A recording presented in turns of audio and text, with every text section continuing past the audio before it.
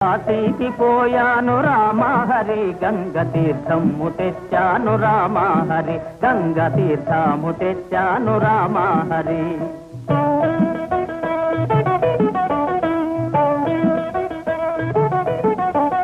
కాశీకి పోలేదు రామహరి ఊరి కాల్వలో నీళ్ళండి రామహరి ఊరు కాల్వలో నీళ్ళండి రామహరి.